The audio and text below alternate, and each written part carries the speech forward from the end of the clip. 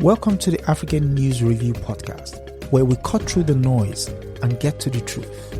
I am your host, Adesoji Iginla, and each week we are here to challenge the biases, prejudices, and misinformation in the Western press about Africa.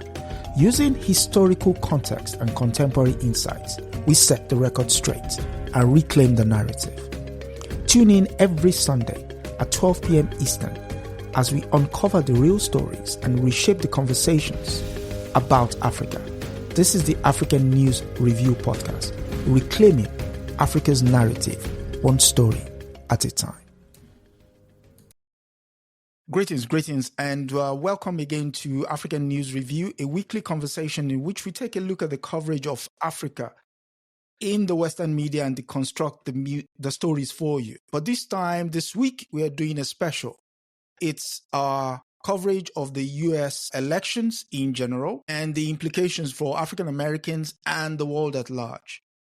I am your host, as usual, Adesoji Iginla, and with me today is my usual guest, journalist, publisher, Black Star News, a broadcaster on WBAI, author of How Africa is Demonized in the Media, which is the inspiration for this program. He holds degrees in journalism, economics from Columbia and Syracuse University, respectively. I give to you, Brother Milton. Karim. And our special guest, needs no introduction, but I should do the introduction. She's a sister and comrade in arms. Her name, as you can see on the screen, is Mrs. Aya Fubara Eneli, Esquire. She's the author of the Amazon best-selling book, Self-Love Revolution, and at the moment, host of Rethinking Freedom on YouTube. And she recently did an expose or a breakdown of Project 2025 on our channel. I enjoy people to actually go to Rethinking Freedom on YouTube and subscribe. Welcome, Sister Aya. Thank you. It's a pleasure to be with you, and particularly Brother Milton Allimadi, who I have been watching for years, read his book, and just so grateful for the work that you have been doing and your consistent sacrifice for African people and your fight for our liberation. Very inspiring. It's an honor to be in conversation with you, and of course, my brother Adesoji. Thank you, sister. Thanks for the pleasure having you. Okay, the old English maxim is charity begins at home. For the first story of the day, we go to New York Times, the gray lady of the Western, the New York, it's headlined, How U.S. Election Matters for the Rest of the World. So there is a breakdown by subject matter, which is Israel, Russia, Ukraine, China, Europe, NATO, global trade, South Africa, Mexico, the climate. And we take certain parts of it. The world does not pick the U.S. president, but it will live with the consequences of whether Americans elect Vice President Kamala Harris or former President Donald J. Trump. It is a decision that will have globe-spanning consequences, from the wars in Gaza and Ukraine to climate change and global trade. The world wants to know what kind of superpower will America be in the years to come. Was Trump an aberration, or was President Biden? I spoke with my fellow, I'm just reading now, but one thing is clear, this election polarizes the world as much as it does the United States, but sometimes in unexpected ways. And it goes to, I'll just do a quick rundown that we'll discuss. So in the subject matter here, Israel, and the point for them, the Israeli society, not to mention the government, is more opposed to Palestinian statehood and two-state solution than it has been in decades. No U.S. president is likely to change that. President Harris will probably put more pressure on Israel to reach a ceasefire and open up talks with the Palestinians, but she will unlikely say cut off military support to Israel. President Trump, on the other hand, will perhaps be less bothered about Israel allowing Jewish settlers back into Gaza, as part of the Israeli government would like to do. He also takes a more aggressive line on Iran than Harris, which pleases many Israelis. On the subject of Russia and Ukraine, Putin wants a deal, something he can't call a victory. He believes Ukraine is a puppet of the United States, so he believes he can only get a deal in a negotiation with the US president. He has publicly backed Harris. This might seem disingenuous or counterintuitive, but Putin may think he can do business with her. On China, whoever wins, the next president will be a hawk on China, but the people I speak to in Beijing are divided about which candidate will be better for China. The trade-off centers on two issues, tariff and Taiwan. China's economic officials are very aware that Trump has called for blanket tariffs on Chinese exports, which will pose a serious threat to China's economy. This is a country that is enormously dependent on foreign demand, especially from America, and to keep its factory running and its workers employed. Manufacturing creates a lot of wealth. It upsets China's very serious housing market crash. Now, this one, key, NATO, Europe and NATO. Depending on who you talk to in Europe, a Trump victory is either a nightmare or a gift. Europe's growing band of nativists in Hungary, Italy, Germany, and elsewhere regard Trump as the leader of their movement. If he regains the White House, he will normalize and energize their hardlines on immigration and national identity. Meanwhile, most European leaders are deeply anxious. Trump talks of slapping 20% tariffs onto everything sold in America, including European exports, and could spell disaster for Europe's economy. And of course, Trump has repeatedly talked about leaving NATO. So, to our special guest first, Ms. Aya, you could take the subject matter in any order. What is your initial assessment? Well, my initial assessment on this is that anybody who's banking on Trump might know something that I don't know. Because what is clear is that he is so power hungry that he will get in bed with whomever it is that will advance his particular goal to enthrone himself, I guess, as a monarch, a dictator, whatever.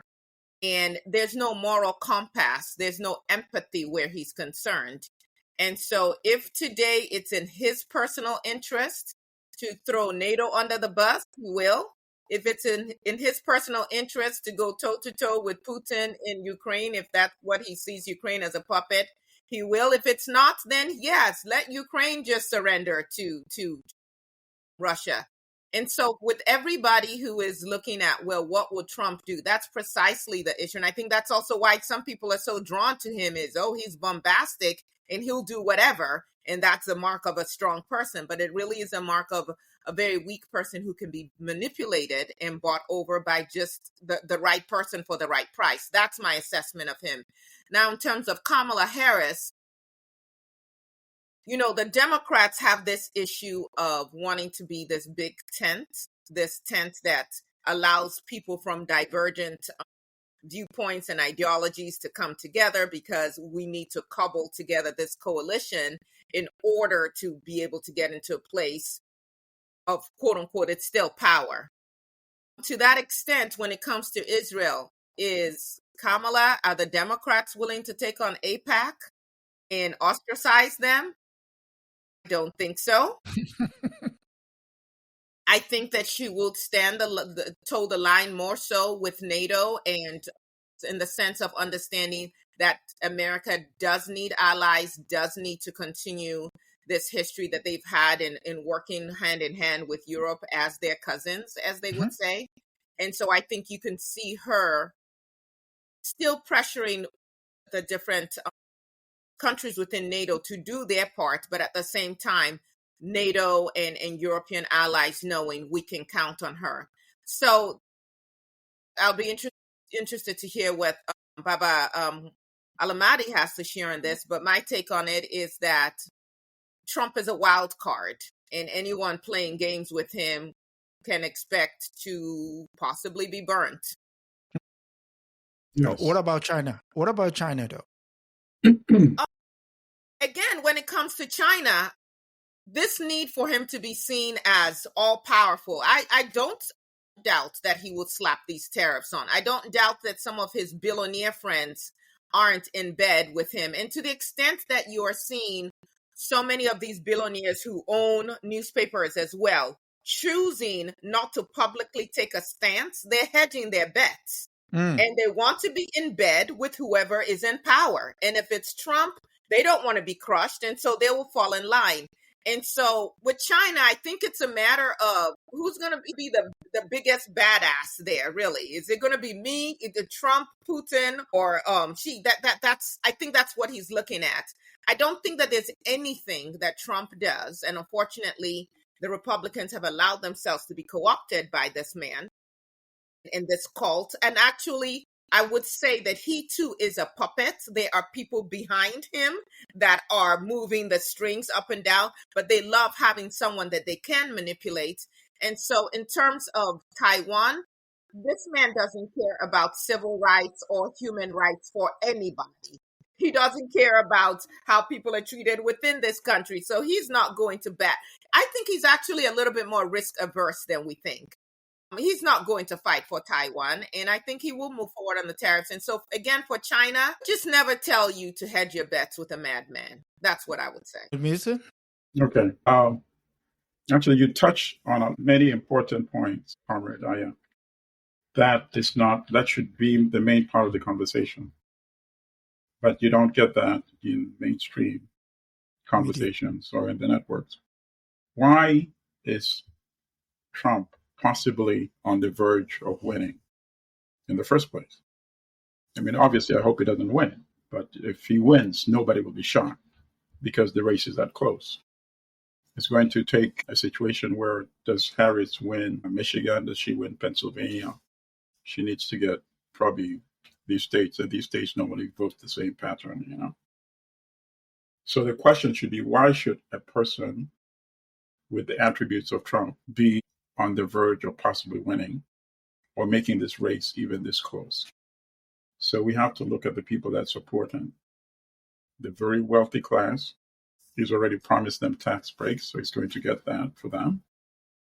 And also the millions of poor white folks who blame everybody except the rich elite for their woes, right? It's those immigrants that are pouring into the nation, right? Those are the immigrants that are taking Black jobs. And they use that pitch. And that pitch is actually having some resonance among some Black men, as you've seen.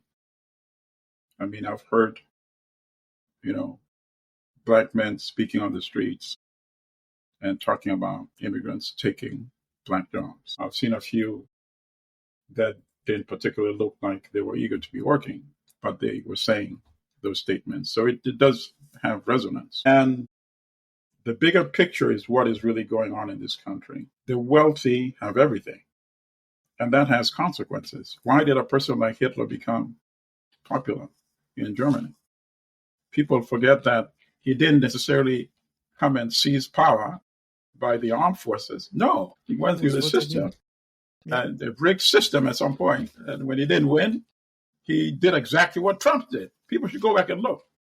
When he lost, he would denounce the elections as being rigged. And people that were aggrieved, working people, he knew how to make them blame everybody for their condition.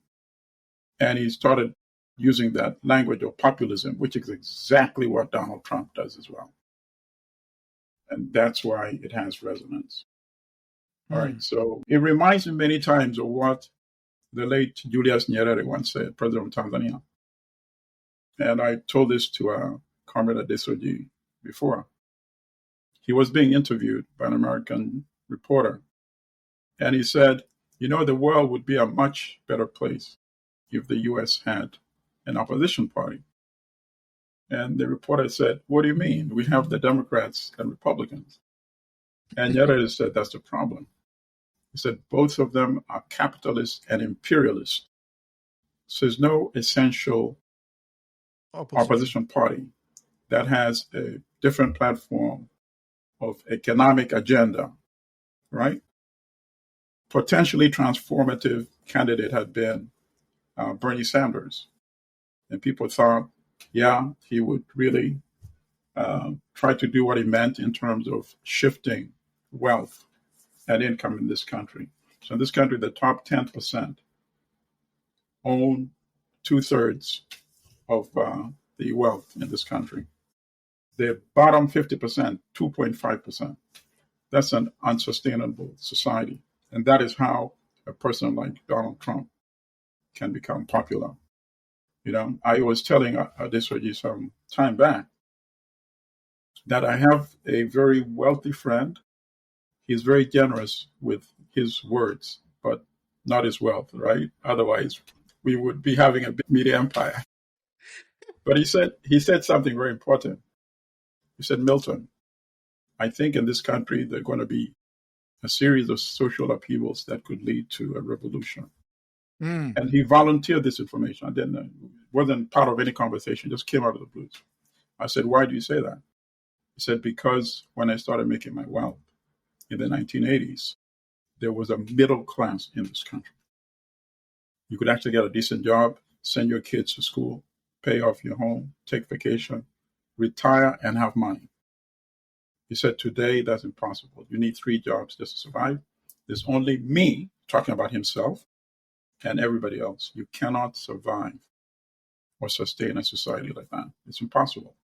But the problem is, and this is him still speaking, in the back of their mind, they think they can use the military and the police to hold the lid down. And it's not going to work because eventually you're going to have eruptions, multiple eruptions, not limited eruptions. And then what do you do? And he said it may not happen in his lifetime. He was in his 80s. He's in his 90s now. But it's possible that it could happen in your lifetime. So me, I took that very seriously. A billionaire saying something like that, it means he's thought about it seriously. He has no reason to say it, except now he's in the twilight of his life. He feels he has nothing to lose to say that. So nothing to lose, but still he's not going to help bring about change. No, absolutely not. He says that as, that is part of you and the generation after you, that is your job, you see. But his analysis actually makes sense because if you look at the data, it is just not possible.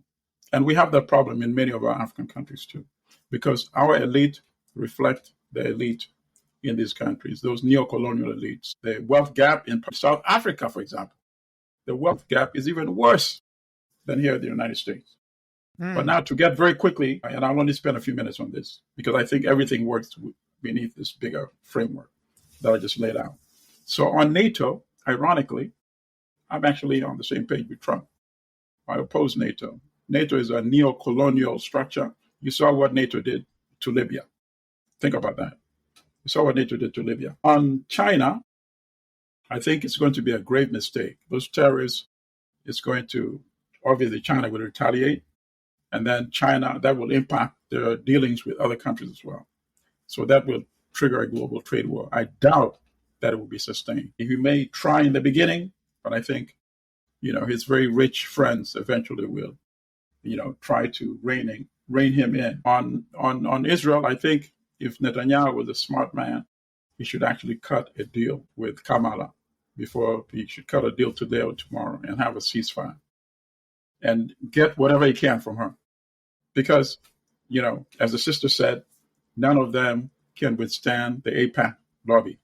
So under Trump, it would be AIPAC. Under Kamala, it would still be AIPAC. So get the best deal from somebody who really wants to win desperately and has never been president. The other guy's been president already, So if I were Netanyahu, I would cut a deal with Kamala. Because at the end of the day, Trump cannot give Netanyahu just a loose rein and say, do whatever you want. Remember, after all, he said, Israel is already losing the global public relations war. That was actually an honest statement, and it's true. Israel is so widely detested now globally. People can't just stand and watch young, babies being massacred, women being massacred, the elderly being massacred, schools being destroyed, hospitals, mosques. It's just not sustainable. So even Trump realized that and said that. But as the sister is right, they would still all succumb to AIPAC. And then finally on Ukraine, once again, Trump is actually has a better policy than the Democrats and Kamala. And the Democrats and Kamala, they've fed billions of dollars to Ukraine, when in fact, yes, Russia was wrong for invading Ukraine, But the West cannot play dumb and Sustain. innocent that they did not goad Russia by continuing to expand the borders of NATO when they had made a commitment after the Berlin Wall fell that they would not extend NATO. So they're partly to blame. But, imperialism, it cannot check itself. And that's what happened. But I think Trump would actually force them to come to the negotiating table because ultimately, the Democrats may spend billions of dollars more. At the end of the day, they're going to come to the negotiating table. They're not going to be able to overthrow Putin, which is what they had thought they would be able to do in the beginning. He has survived this long. In fact, the tide has now shifted against Ukraine on the battlefield. So I think those are the questions.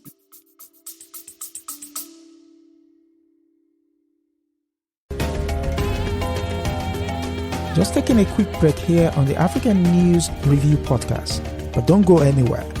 If you're enjoying our deep dive into the real stories behind the headlines, make sure to subscribe so you never miss an episode. Every Sunday at 12 p.m. Eastern, we're here to debunk the myths and bring you the truth about Africa. Want to help spread the word? Share this podcast with your friends and leave us a review. It goes a long way in helping others discover the real Africa. Without further ado, let's get back to setting the record straight.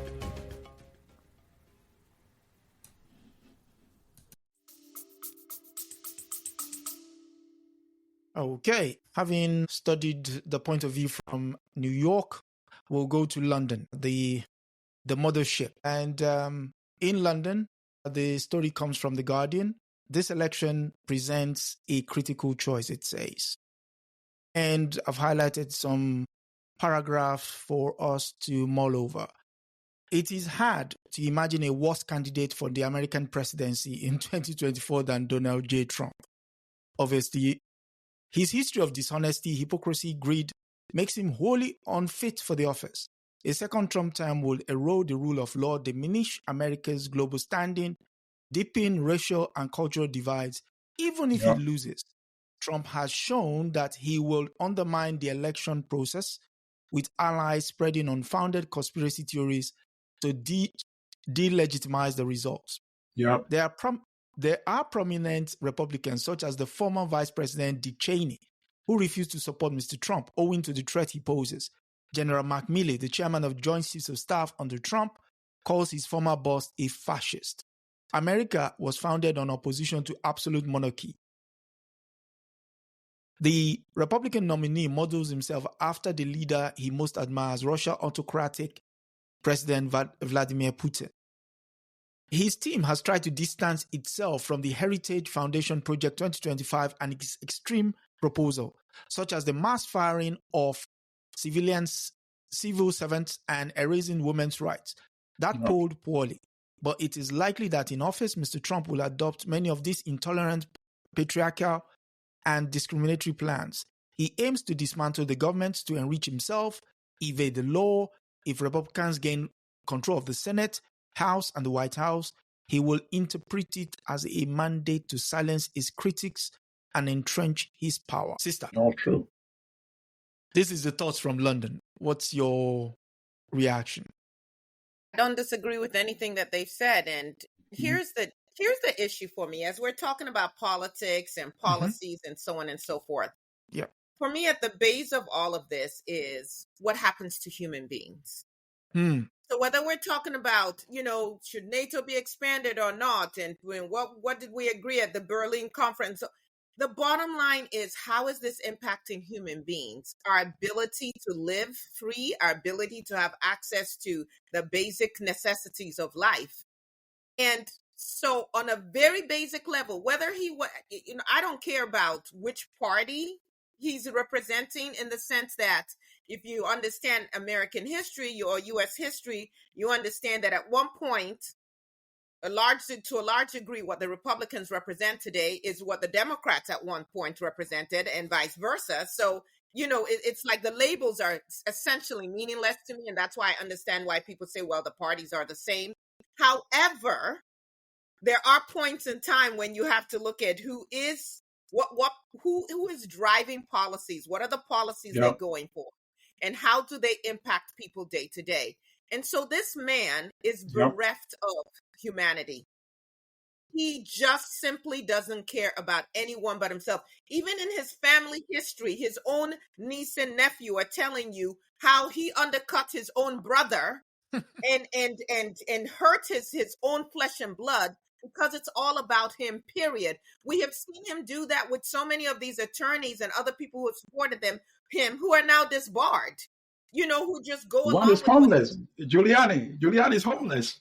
exactly. Giuliani This is got a tossed guy out of his apartment. This is a guy who at one point was America's mayor, Yep. and how far he has fallen. Not that I was ever a fan of his, but I'm just saying, so I agree with everything that The Guardian is saying. And that is, again, why it is stupendous that this man, first of all, was chosen by the Republicans to represent their party. And that, too, we now have all of these millions of people who are supporting him. But again, to the point that Brother Allimadi made, when you can prey on people's fears, when you can prey on their vulnerabilities.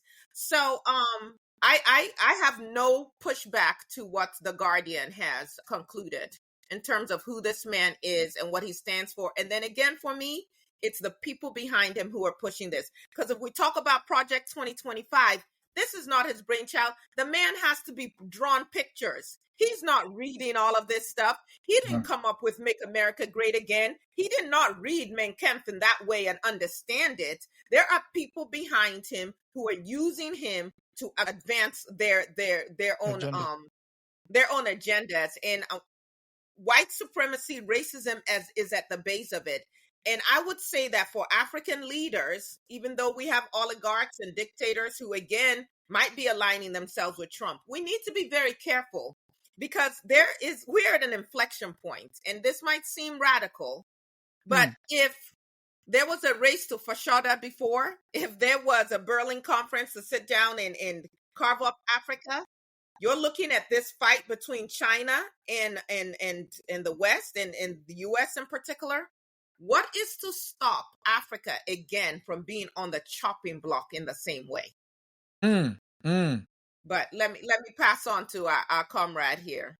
Okay, so I agree with the sister wholeheartedly that Trump represents a grave danger. Particularly, we saw what he did with Elon Musk as well. So I am actually praying for a Trump defeat so that Elon Musk can be defeated as well.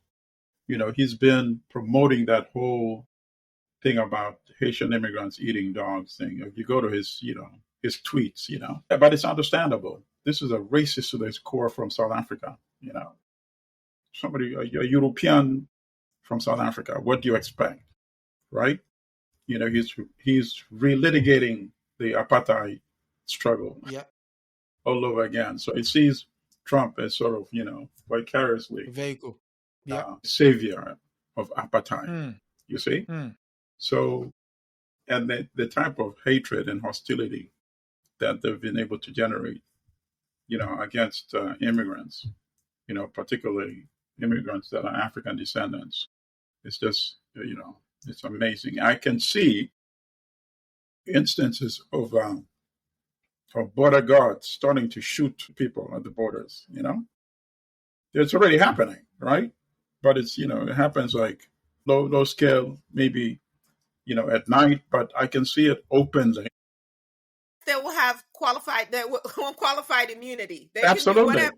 In fact, that's the next thing I was going to say. I was going to say just that. They'll have trials and you'll see them getting acquitted. And then, of course, that will embolden even more.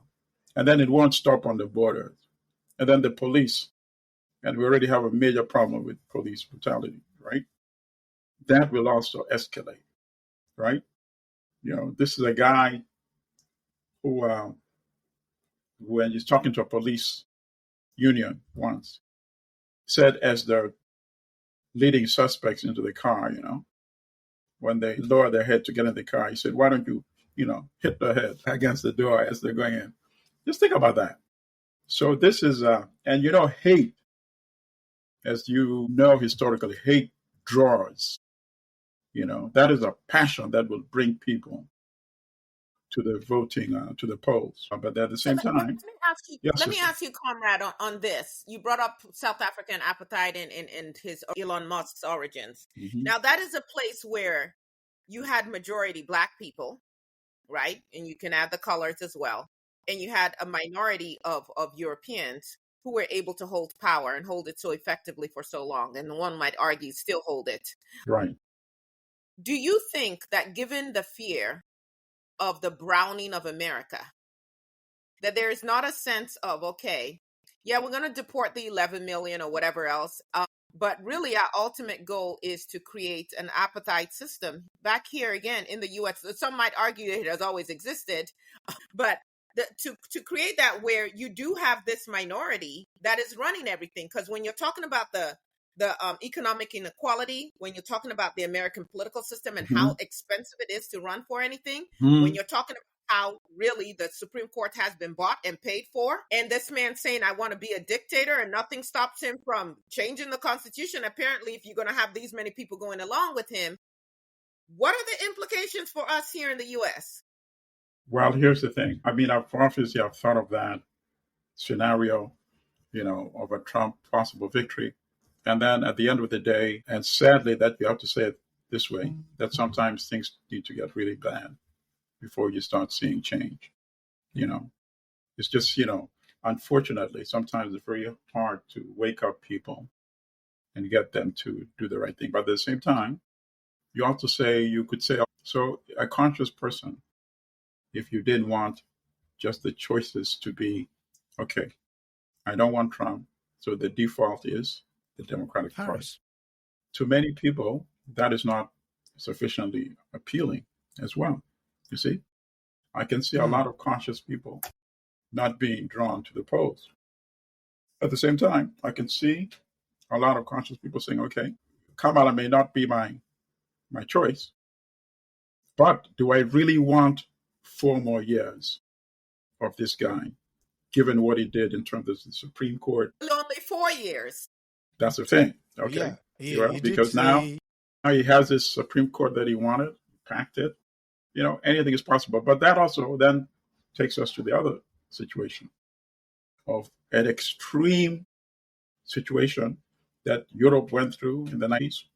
It wasn't only Hitler. It was Mussolini. It was Franco in Spain, right? So they went through all of that.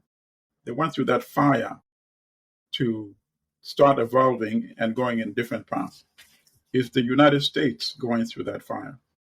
If you look at the data, I mentioned, in terms of the wealth gap alone, I would say the answer is yes. The U.S. may be going through that fire.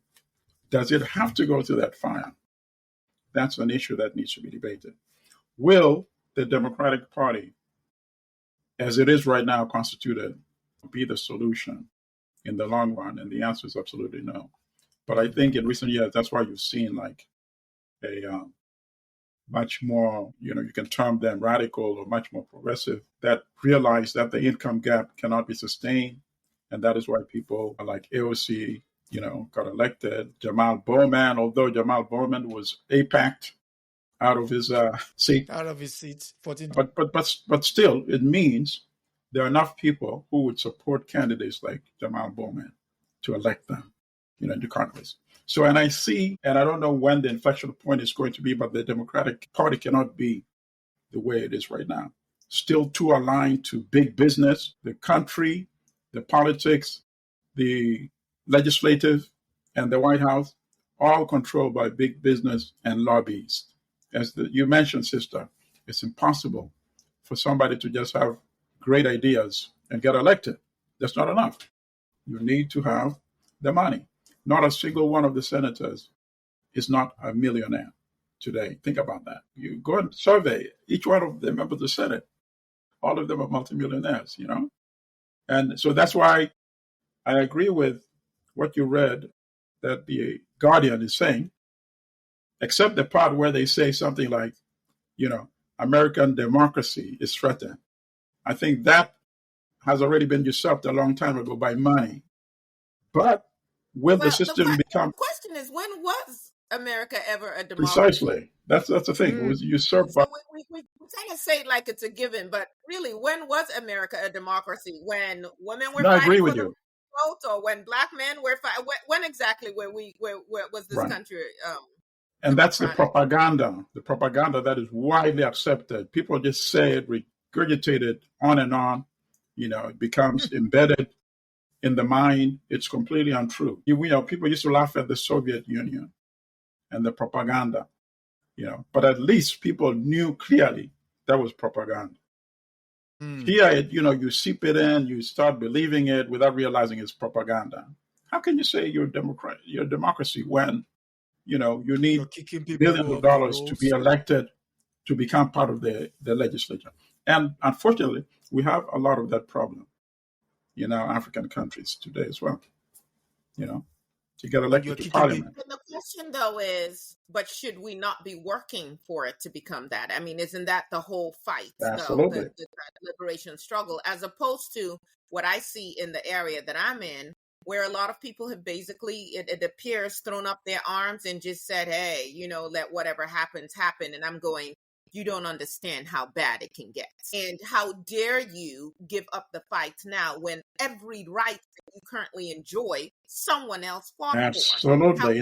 Okay, I'm glad you said that, actually. I'm glad you said that because a lot of, there's a Malcolm X speech, I forget which one, and he's talking about, how the establishment, the Europeans, the whites have put, it's like you're in a dentist office and you get Novocaine, right?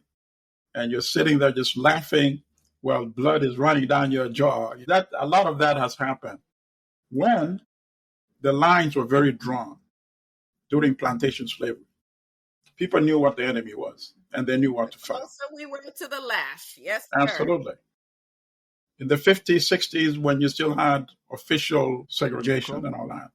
Yes. And the young people were heading to join those marches and the resistance. They knew exactly what they were fighting. But now it's a bit different, right? Because now you actually don't have the shackles tied to your ankle. There are different types of shackles, you see? Because now we've been sold the dream of you can be an exceptional Negro. There you go. And you too can make it to the top. And so the rest of the Negroes, that's their problem. Yeah. Yep. There's a problem. They're not pulling themselves up by the bootstrap and all that, But then you needed people who were able to articulate that. You needed the Malcolms to articulate that, right? You needed Stokely Carmichael, a.k.a. Kwame Ture, even Dr. King. His style was different, but he articulated very effectively. Where are the articulators today, really? So you made, in both your submission, you highlighted one key point, which is the role money has played in the election circle pre this one, possibly post this one. So for that, we'll go to London's Financial Times for our next story. And let's see what the money paper talks about when it comes to the issue of the American elections. So the Financial Times puts in order that you've got immigration, economy, Gaza, abortion, and climate as the issues to decide during this election. And it's titled U.S. Elections 2024, Everything You Need to Know About the White House Race, a comprehensive FT guide to the people and policies and PACs shaping the November 5th vote. The 2024 presidential election is already amongst the most dramatic in modern memory. What began as a rematch between a sitting and former U.S. president was disrupted when Joe Biden dropped out in July and Vice President Kamala Harris replaced him on the Democratic ticket, propelling her into a head-to-head race for the White House against Donald Trump. Yeah, you clearly see the candidates, the moniker there. And Trump, meanwhile, has strong support from his base, broad appeal on issues like immigration and the economy, as well as financial support from billionaires such as Elon Musk and Bill Ackman. There's another part here I was looking out for. So on the issue of policies, Harris, Trump have most battled over the economy, and the Republican candidate has painted a picture of mayhem and misery under the current administration, blaming the White House for the country's cost of living crisis has been an effective strategy for Trump, although by some measures, Harris has gained a narrow advantage on the issue. A recent FT Michigan Ross poll showed 44% of Americans trusted the vice president with the economy, compared to 42% that say they favored the former president. There's one last part here. Again, this one comes up. Project 2025 has been a recurring issue, though one from which the former president has formally distanced himself.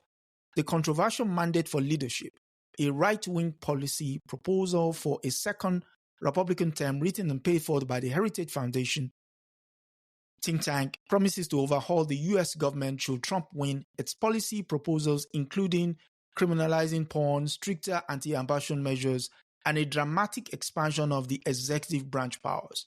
Let's focus on that aspect of the FT, which is Project 2025 and its possible impact on women's reproductive rights and a dramatic expansion of the executive branch powers. What does that mean for people in the United States, especially people of color? Sister, I was gonna let Comrade Allimadi take the first. No, if you want me to, that's no problem. Yes. Yeah, you go.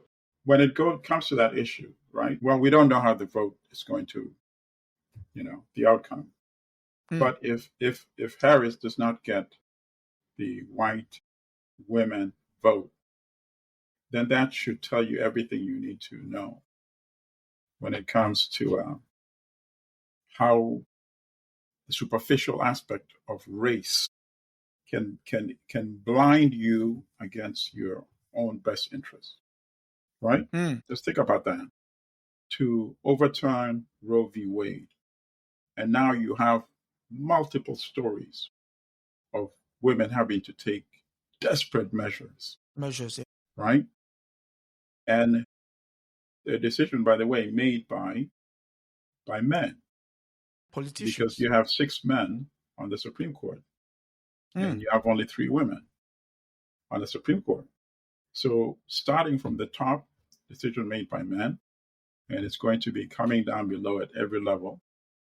Decisions are basically that are being made by men over how women's bodies should be controlled.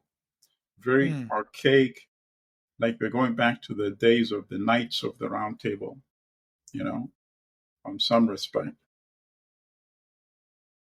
And then, of course, there are many other aspects of that Project 2025, giving the power to dismiss civil servants by just changing their designation into political appointees, everything that affects ordinary people. But when did people start talking about this Project 2025? Literally just yesterday. This is something that people should have been talking about for years, so that young voters know that how is it going to impact your student loan, student loan forgiveness, student loan relief. Forget about that. That's all out the window. So in a way, you also blame the Democrats for not starting to pick out the messaging. That would have been something that every gathering of young people, that's a very popular item when it comes to young people, student debt relief. So they could have used that, and they just started using this very late. And even then, they're not still picking that out and zeroing on that. And there are many other aspects of how reactionary this agenda is. There's, I think, something about there's a federal system that provides education money. I think it's almost like $20 billion. So all of that is going to be given to the states. Yeah. I'm sorry? I think you're talking about Title I programs. Exactly. That's it. Can you imagine? It's not going to, they're not saying to give it to give the money to the states. They're just saying the federal government will stop funding it, period. And then it will be which is even worse. So now you have states that are burning books. Imagine the states that are burning books, blocking the teaching of Black ancestral history. So this is a very dangerous document that obviously, and many people involved in producing it are people that were working in Trump's administration. So obviously it's going to 75% of the authors of this there you go. Piece, this diabolical. Let me tell you. Yes, please. I I have read the entire thing, right? I printed mine out. I didn't go buy it because I just didn't want to give any penny to them. Yes. So I gave it to a printer locally. When you read through this, you just have to ask yourself, what is the point? What is the goal here? The cruelty is the point on every level. So you ask, what will it mean for women and our reproductive rights? Understand that Roe v. Wade did not fall from the sky. Right. We can talk about Griswold versus Connecticut that gave women the right to say, in my marriage, I can use contraception. That there's a possibility that I can be raped in my marriage by my husband. Yep. But just because I'm married doesn't mean that I have no autonomy whatsoever. Absolutely. And these white men now saying, if my wife goes to vote and she doesn't vote the way I tell her to vote, that's tantamount to cheating. And Can I interrupt you for 1 second? Just 1 second, then continue. Trump actually, his lawyer said it was not possible for him to have raped his wife. I forget which one of his ex-wives. Ivanka. There you go. Said, how can he rape his wife? Okay. So how can a husband rape his own wife? So I just wanted to get that in, but please continue. Because at one point she was deposed and she actually said that she was raped. And then I guess as they were working out whatever settlement, she said, well, I didn't quite say that. But absolutely. And so there were women dying, literally. Cowpox. And it's happening again now. Nevaeh Crane just died here in Texas a couple of days ago because she was experiencing some issues with her pregnancy, went to two, as I understand it, at least two emergency rooms and could not get the help she needed because the doctors and nurses are afraid that Ken Paxton, who has been on this is FBI, 2024 we are talking. This is 2024. Their licenses to practice and then obviously their livelihoods would be compromised if they provide care to this woman. So what will happen to women? Right now, we use apps for everything. There are actually women who track their ovulation and track their menstrual cycles and all of that. All that information can access. No more HIPAA for women. You go to the doctor and they always ask you, when was your last menstrual cycle? You're putting that information on. They want to basically have a database to track us. And for what purpose? So there are women who are dying, who weren't even trying to get abortions, who are dying because they can't get the health care that they should have. In terms of when we talk about bearing children as a mother of 5 and one who also miscarried multiple times, when you choose to have a child, it has such a profound impact on you and the choices you make, more so than the man who may have been the one who contributed the sperm. My husband didn't have to worry about morning sickness and whether he could show up to work. Yeah. He didn't have to worry about any of the other issues that I went through. He didn't have to worry about, I actually have to take time off to have this baby. And will I be hired? Sister, sorry to interrupt you again, because this is, it's affecting me really profoundly. It's affecting me profoundly. And now I'm thinking, why is it that the Democrats did not have town hall meetings every week and have people speak the way you're speaking right now? It's just mind-boggling. The most powerful short speech I heard about this issue was the one by Michelle. Yes. Michelle Obama. It just resonated totally. And I'm a man. And it still, had that profound impact. Impact. Yeah. I can just imagine if people like you were speaking every week on different podiums. This race might be in a different position right now. Brother, I've been trying to speak, but this is what I tell people when I'm telling them to please donate to candidates. We have freedom of speech, but the marketplace is expensive. Yeah, that's true. So I read through this because I wanted to educate myself, and I've been trying to educate as many people as I can, but the marketplace is expensive. Yeah. And you still have the gatekeepers. Yeah. Gatekeepers who really don't want people who speak the truth. They don't want people who might quote unquote outshine them. So you have all of these issues at play here. But I know that in my community there are people who are everyday people. One of them is a teacher, and she's running for state representative. She doesn't have the bandwidth, the resources to open up all these doors. And so she's having a hard time getting her message out. There are some people out there. But so for women, this is not going to just say, well, and he said, I always ask people, when was America great again? Can you pinpoint that time frame? So I can understand what was happening to people who looked like me during that time frame. And it looks like he's finally pinpointed 1798 is when we're going back. I was going to say the plantation days. So at that point, yes, as a woman, you can be raped. You can be raped by your own father as a 12, 13-year-old and be forced to bear that child, to go through everything your body will go through, and for the rest of your life and how it impacts your choices. That's what this whole Project 2025 is about. The only contraceptive that they're saying they won't touch, from my understanding of this, will be condoms, because then men control that. But in every other way, yes, now it's abortion, but ultimately it's about women not having any power over their bodies. And it goes further. They're talking about dismantling universal health, not healthcare, childcare, and making it home-based. So women get out of the workforce and be pregnant and stay at home. They are talking about eradicating Head Start.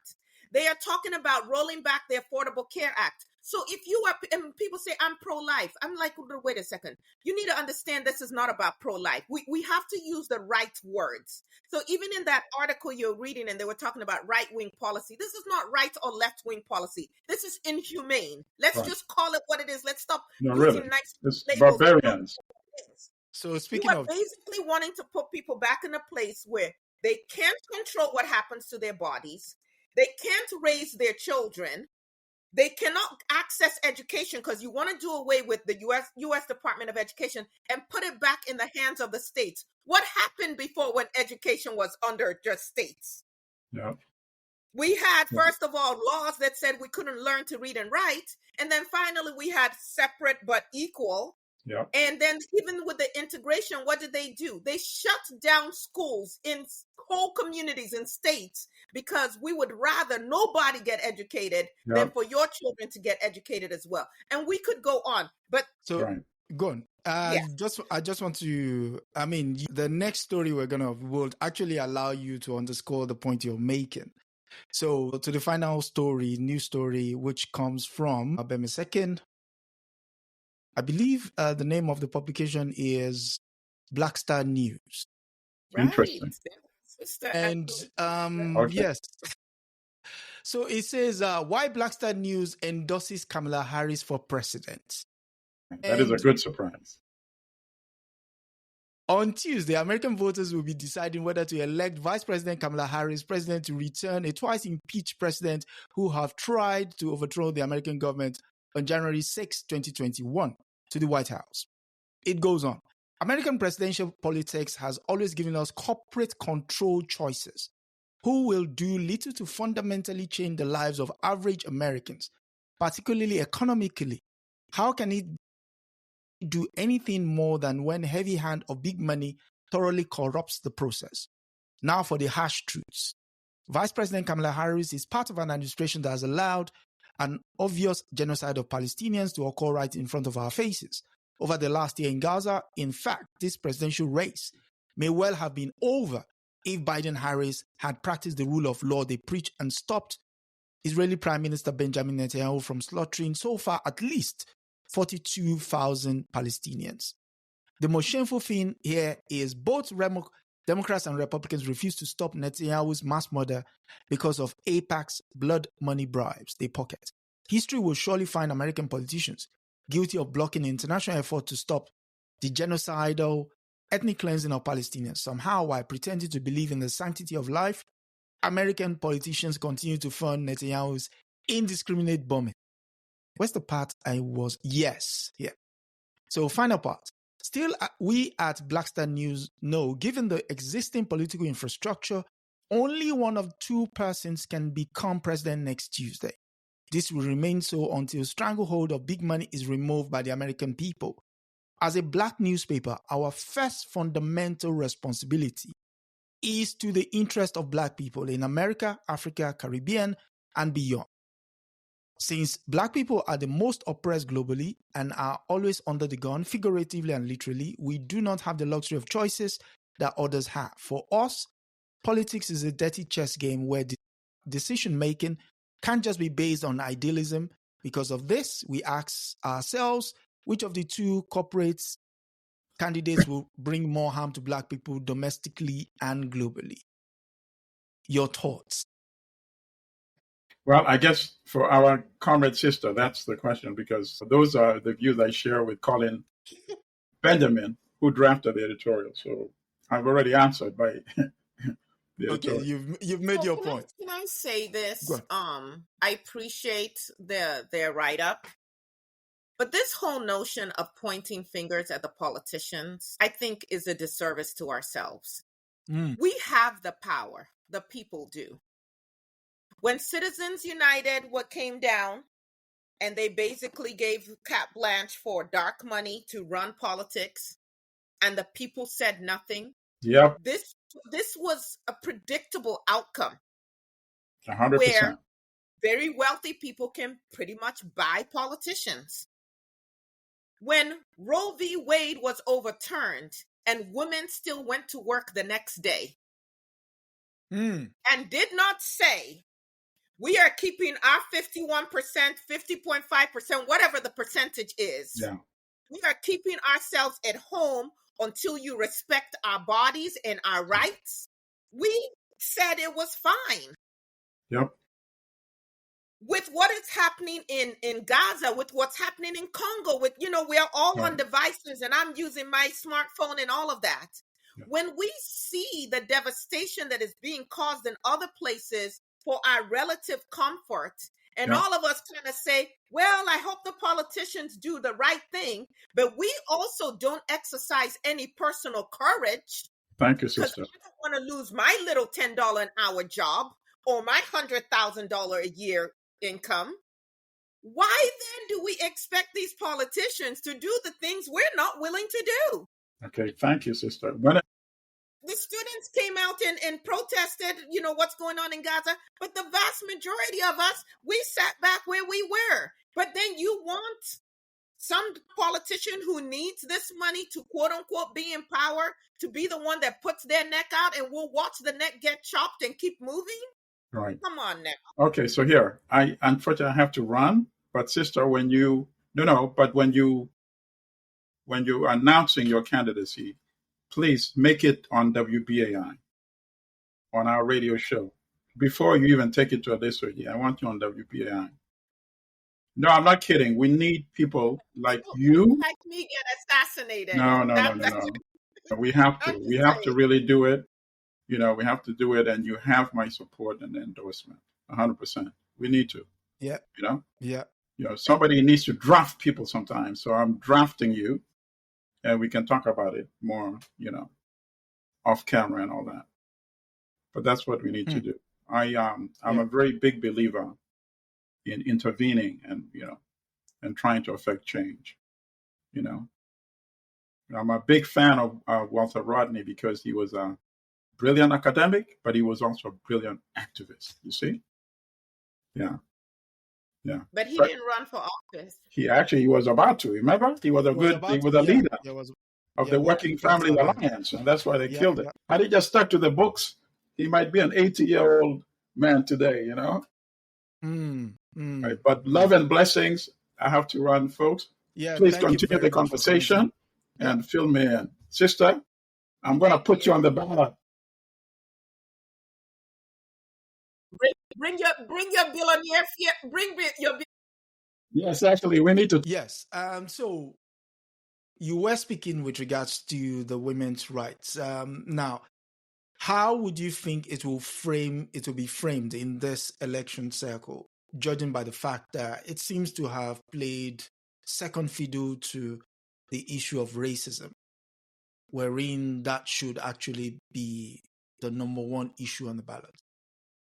Well, as a woman who also happens to be of African descent, I don't know that I can separate the two, right? There's that intersectionality. So I'm impacted by both. But actually, in this election, we have been quiet about the racism part of it. We call it everything else, or immigration, whatever. But we're not really looking at what is fueling a lot of these policies. And so when my brothers and sisters, and when I say that, I mean people of African descent, are saying, well, it's the immigrants.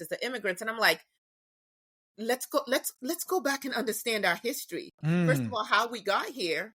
Under what conditions? The struggle, was it the immigrants that stopped us at that point?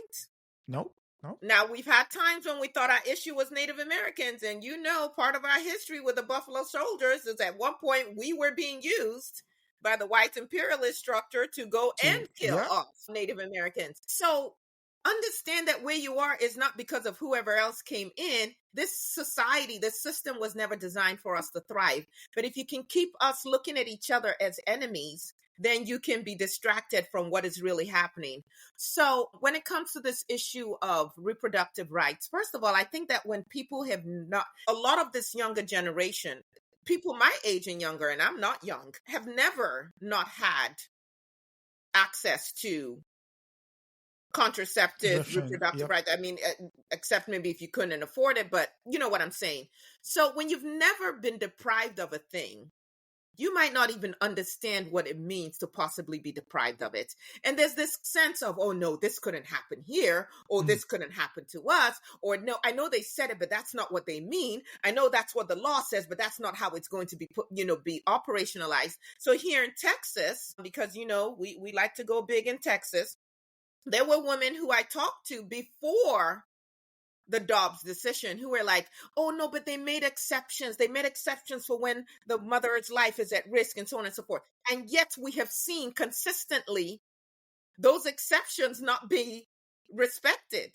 In fact, the attorney general in this place, in Texas, when a lower court ruled that a woman actually could get an abortion using that exception, he appealed it to the Supreme Court, and the Supreme Court overturned the lower court, and that woman ended up having to leave the state. Now, how many people have those kind of resources?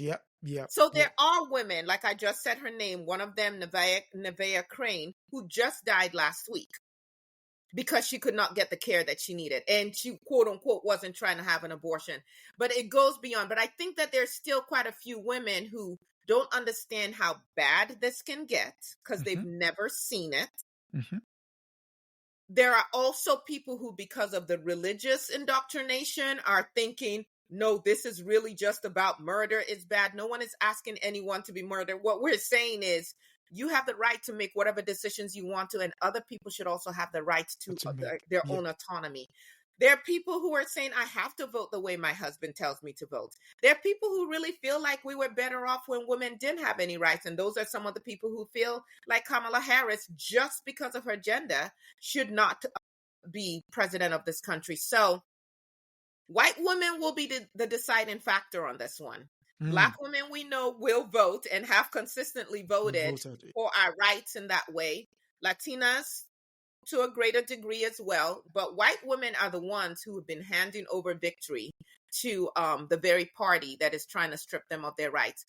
From the polling that has come out so far, it looks like younger white women, educated white women, quote unquote, formally educated white women, have been going out to the polls in greater numbers. We will have to wait to see how it shakes down. But it's going to come down to whether white women want to vote for their own autonomy or whether they want to vote for white supremacy. So, one final question. And the question is this.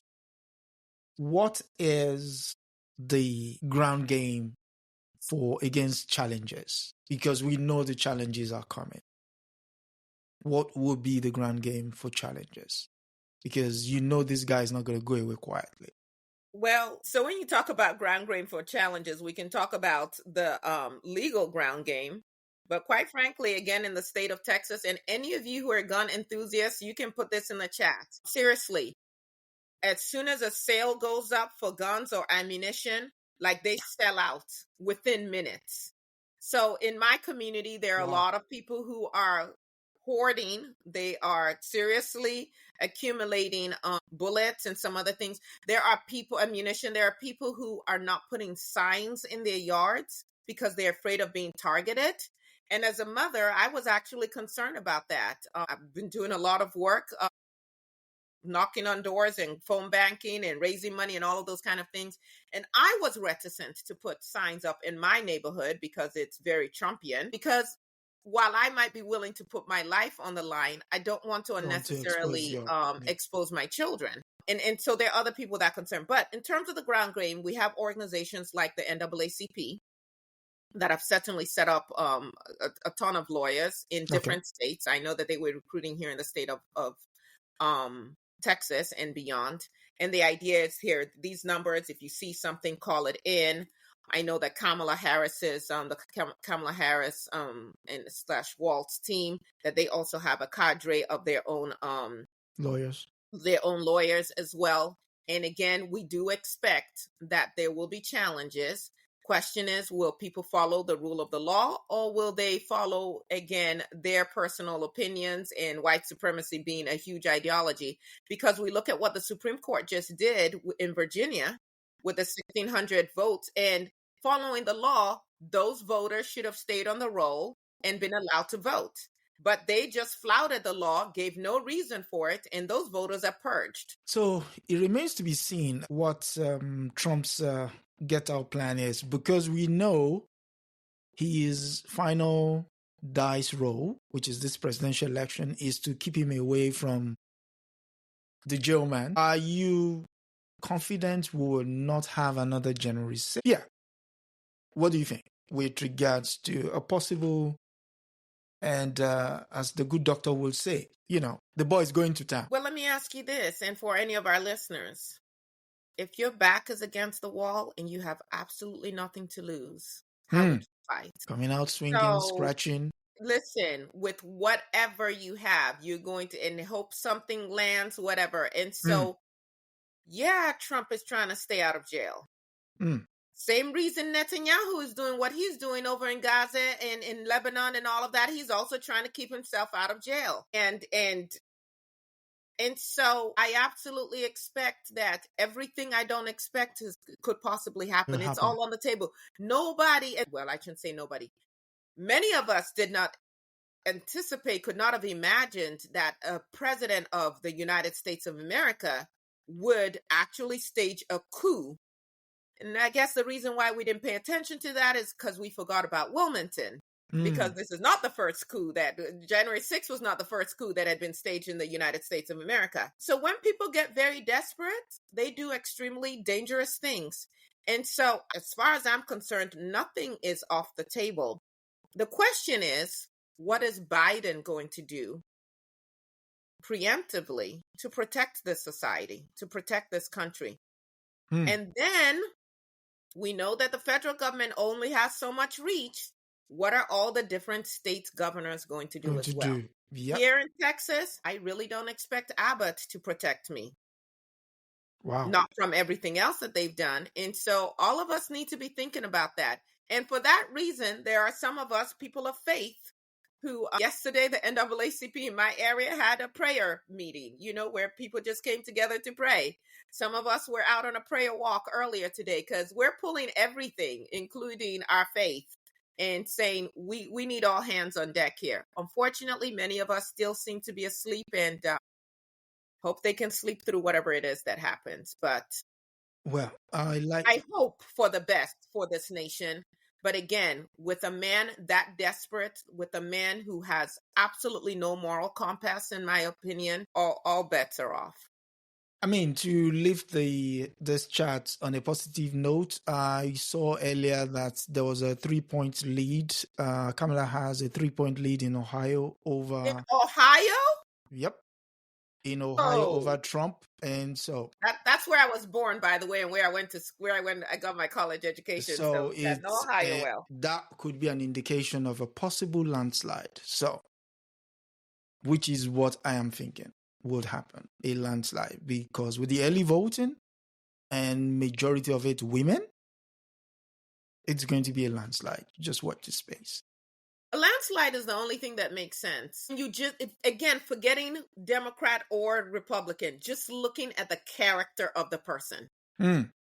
However these votes shake out would really be an indication of the character of the so-called American citizen. We will see.